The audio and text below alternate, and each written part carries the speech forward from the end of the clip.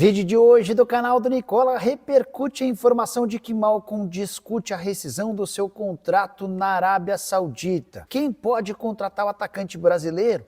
Falo também sobre o São Paulo, com lesão que preocupa para a partida contra o Flamengo, as últimas do mercado, bastidores, finanças e muito mais.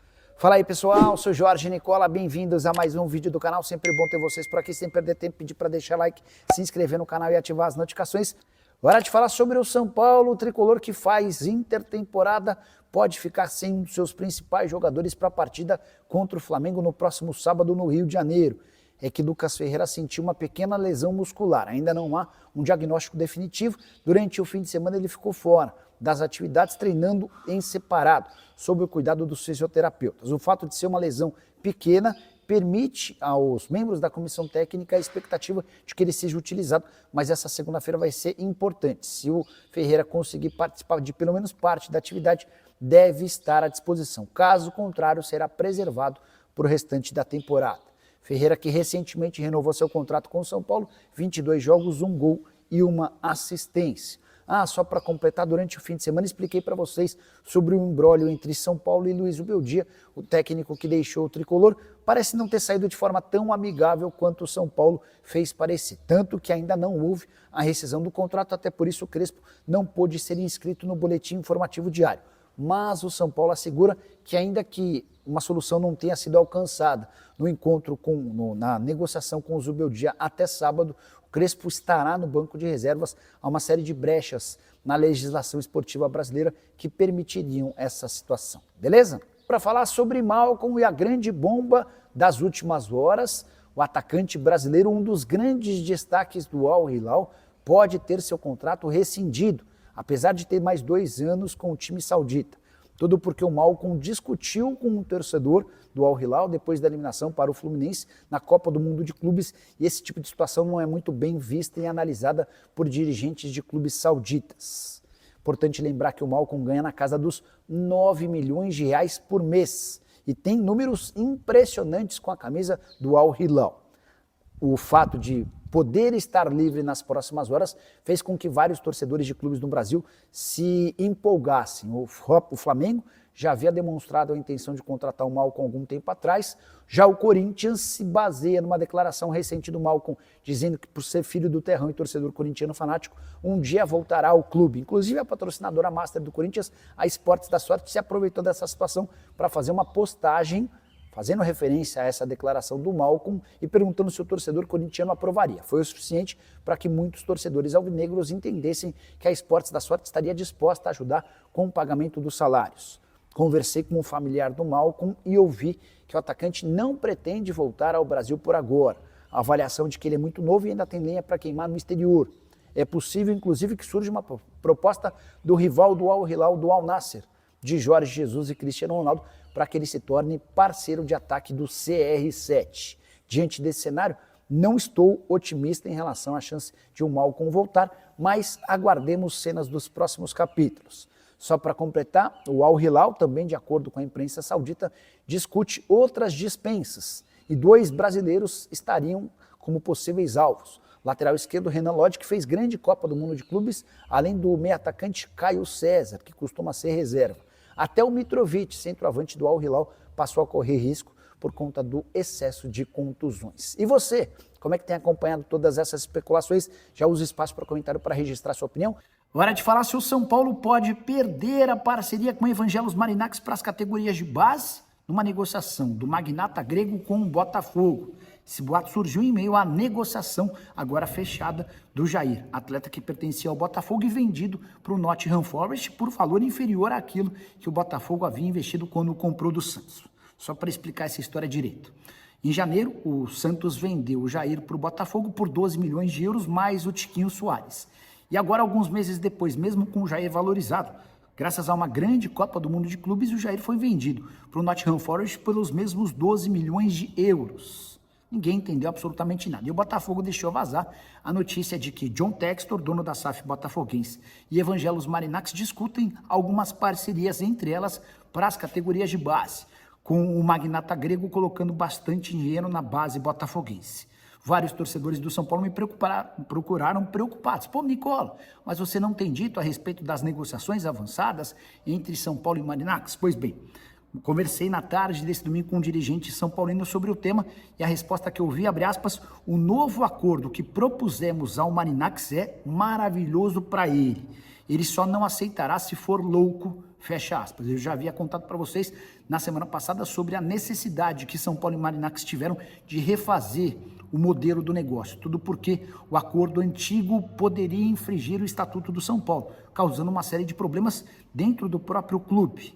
Até por isso, o São Paulo fez modificações e já levou esse novo projeto para o Marinacas com a convicção de que o magnata grego vai assinar a qualquer momento e a partir daí colocar as burocracias para andar e anunciar esse acordo no segundo semestre. Só para completar em relação ao São Paulo e Marinacas, essa parceria na base prevê que o magnata grego tenha 35% das ações de Cotia em troca de um investimento de 100 milhões de dólares nos próximos 5 anos. E é um São Paulo contra o Flamengo desfalcado do Lucas Ferreira, também do Lucas Moura e possivelmente também do Ferreirinha. Então é um ataque ali muito desmontado, né? Tipo, o Lucas Moura machuca e machuca também o reserva dele, aí é complicado. Abre um espaço pro Henrique Carmo. Luca e Henrique Carmo têm o espaço aberto, o caminho aberto para ganhar as posições. Mas, com as informações que vêm lá de dentro, o time do São Paulo não deve ter nenhum desses pontas. O São Paulo procura por um ponta no mercado. É verdade que o Tricolor tem olhado, buscado por um ponta, mas a verdade também é que o Crespo, ao colocar o sistema de 3 zagueiros, ele tem que centralizar 2 atacantes, considerando o Luciano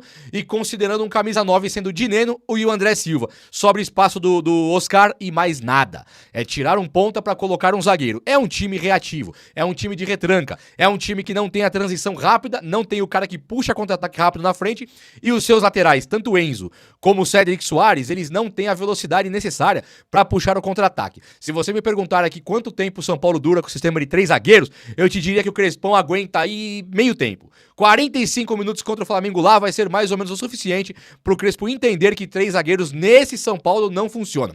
Se você me perguntar, Juba, e 3 zagueiros com Lucas Moura e Ferreirinha? Os caras articulando. E aí você tem Lucas Moura, Ferreirinha puxando o contra-ataque, ainda vai faltar uma vaga, né? Não dá pra você colocar 3 zagueiros, 2 volantes, ficam 5. 2 alas, ficam 7. Só sobram 3 vagas. Lucas Moura, Ferreirinha e Oscar não tem centroavante. Então é muito difícil que o Crespo mantenha um sistema de 3 zagueiros nesse time de São Paulo. Considerando as titularidades meio garantidas do Oscar, do Lucas Moura, do Ferreirinha e de mais um camisa 9 que é a referência. Então o Crespo, ele vai ter esse trabalho. Ele vai ter esse trabalho de fazer esse papel de referência ali na frente. Que ele era centroavante, ele gosta do ofício do centroavante, o que o cara faz em campo. Dineno é um pedido dele não no São Paulo, mas no time do Catar. André Silva é um cara que está ambientado no São Paulo e hoje é titular. Rian Francisco pede a vaga, pede a passagem e o Caleri quando voltar também é titular. Vai tirar o Ferreira do time? Não vai. Vai tirar o Lucas Moura? Não vai e nem tampouco o Oscar. Então ficar aqui martelando que o São Paulo vai jogar com um sistema de 3 zagueiros é o que nós estamos vendo vindo da mídia. Você tá vendo isso em tudo que é mídia do São Paulo e eu também estou vendo. Só que aqui você não vai, eu não vou confirmar que o São Paulo vai jogar nesse sistema, não. É possível que ele entre com 3 zagueiros contra o Flamengo? Sim. Mas as características do elenco do time do São Paulo, elas não têm nada para 3 zagueiros. Nem laterais rápidos e nem condição nenhuma de tirar os pontas Lucas e Ferreirinha, tá? E tô chamando o Lucas de ponta pra achar um espaço para ele no time. Porque se ele sai daquela ponta ali também pra ser segundo atacante, aí você tem obrigatoriamente que tirar o Ferreirinha do time. Então não tem lógica para mim. Vai tirar o Oscar? Aí poderia. Você põe o Lucas Moura de meia, joga o Ferreirinha de ponta, os dois puxam contra-ataque rápido, um como meia, Lucas, rápido, ligeiro, driblador, puxa contra-ataque, tem o Ferreirinha na esquerda que dribla também, joga de maneira individualista, faz o trampo dele sozinho, ambos puxam contra-ataque, e aí você escolhe Rian, André Silva, Dineno, o que você quiser, sobe os alas, segura o sistema de defesa, perfeitão, mas você tira o Oscar do time? O Oscar então roda, não tem mais Oscar nesse time do São Paulo. Percebe o quanto é confuso entender e enxergar o São Paulo hoje com 3 zagueiros? Eu, honestamente, não enxergo. Sinceramente, eu não consigo ver esse São Paulo com 3 zagueiros. É impossível. Não dá. Então, se o São Paulo entra com 3 zagueiros contra o Flamengo, 45 do primeiro tempo. Se estiver 0x0, o Crespo pode até manter. Se tiver 1x0 pro Flamengo, tira um zagueiro, põe um atacante e já era. Claro que contra o Flamengo é muito embrionário, é muito prematuro de analisar ainda. O Crespo não teve nenhum jogo no São Paulo. O Crespo não tem o Oscar, não tem o Lucas Moura e o Ferreirinha. Então, qualquer que seja a tática dele agora, qualquer que seja a escalação dele agora, nada garante que nos próximos jogos será a mesma coisa. Pode golear o Flamengo lá e mudar o esquema de jogo contra o Red Bull. Não tem problema, pode acontecer e deve acontecer. Não deve ter o São Paulo 3 zagueiros. E o Lucas Ferreira sai machucado. Um que tá em alta é o Dineno. O Dineno tá tudo levando a acreditar que ele vai pegar essa vaga aí do André Silva, mas muito em breve.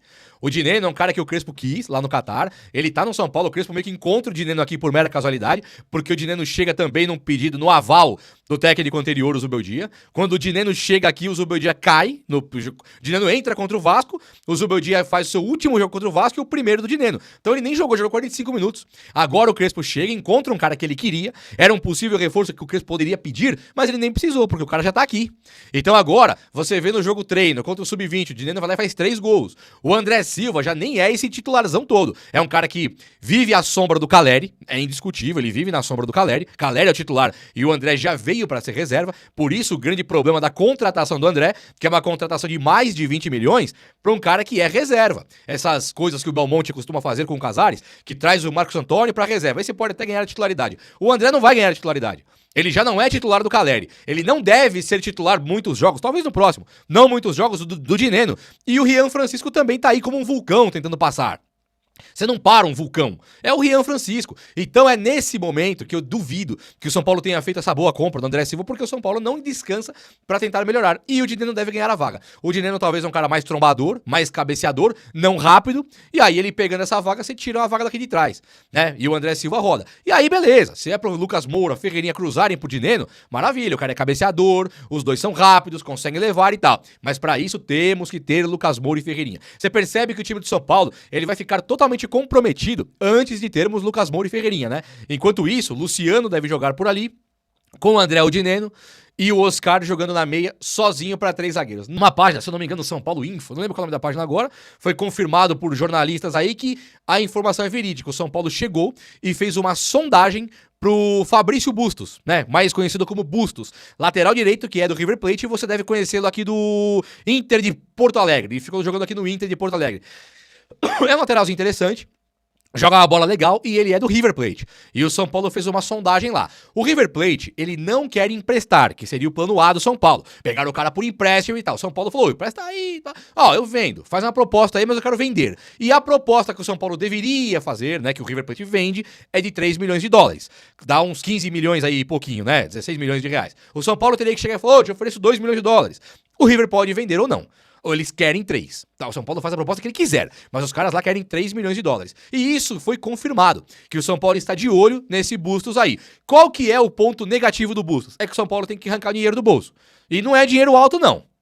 Né? Mas tudo bem, considerando que o cara vale menos 15 milhões e tal, tudo bem, nem chega a ser uma informação tão negativa. A positiva, aqui tem várias. Primeiro que ele bate, já vi esse cara jogando várias e várias vezes, hein? Esse cara bate bola, esse cara não é nada ruim. Ele é um jogador, eu não vou dizer que ele lembra o Piqueres, né, que do Palmeiras joga pra caramba, mas ele é aquele estilão, tipo do William, lá do Cruzeiro, do Piqueres, ele é um cara que dá assistência e faz gol.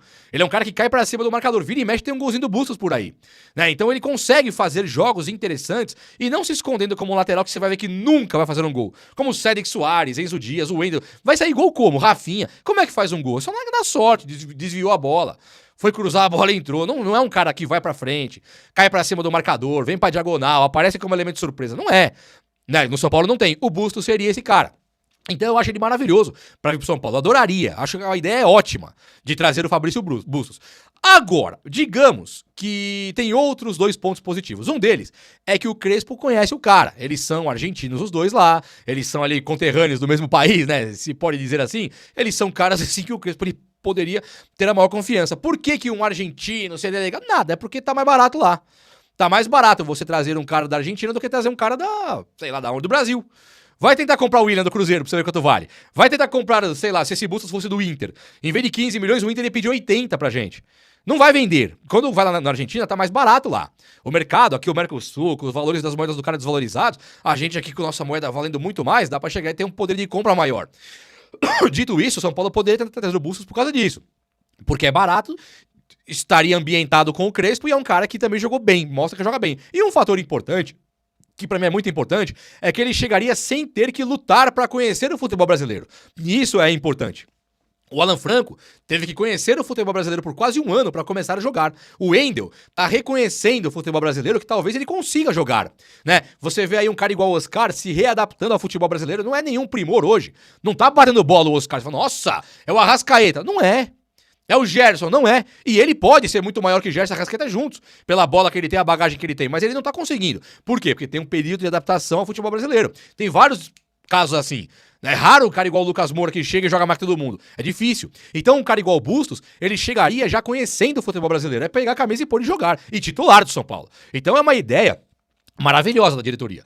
E ainda mais tendo o Galopo lá, que poderia render uma troca no Bustos, poderia, não vou te pagar, você tem que me pagar 23 no Galopo, eu te pago aí os outros, você me dá só 8, me dá o Bustos e mais 8 e fica com o Galopo. Em vez do São Paulo desembolsar uma grana, o São Paulo ganha só 8 no Galopo, que já é um caso perdido, já não vai jogar mais pelo São Paulo, eu acredito, e traz o Bustos e coloca pra jogar aqui como um cara sendo nosso. 4 aninhos de contrato, 5 que seja, seria a solução pra lateral direita. Você curte a ideia? Porque eu curto pra caramba, hein, mas curto muito. Um outro que tá tentando dar a volta por cima, como eu falei, é esse Wendel. O Wendel, ele teria falado nos bastidores aí que ele não quer mais essa situação de ficar esquecido, encostado. E a troca do técnico pro Wendel foi muito benéfica. Não que o Zubeldia tivesse sido injusto com o Wendel, nada disso. O Zubeldia tentou, o Wendel não entregava. Mas, pro Zubeldia, o Wendel tava meio queimado já. Se eu fosse o Zubeldia, eu também não ia usar o Wendel, não. Você ficar no banco, aí sim, eu tentei usar, você não jogou nada. Agora, chega o Crespo, é o momento pro Wendel passar uma borracha na história, ruim que ele teve no São Paulo até aqui, né? Passa a borracha e tenta começar do zero, uma trajetória nova. Acho que seria excelente pro Wendel. Que ele tente urgente agora, vamos pra cima, não é verdade? E ó, deixa eu só falar uma coisa, o São Paulo tá sem o meia, tá procurando um meia, né? E aí eu tava lembrando daquele meia Eriksen. Até meu irmão fez um vídeo sobre isso. Sabe o Eriksen, que jogou na Inter de Milão, jogou no Tottenham, conhecido do Lucas Moura. Eu separei aqui, ó. Christian Eriksen. Ele é dinamarquês, né? Dinamarca. Ele tem 33 anos, beleza? Depois eu quero até falar mais sobre o Eriksen, num vídeo mais exclusivo pra ele. Ele está sem clube, depois de sair do Manchester United. Então ele teve...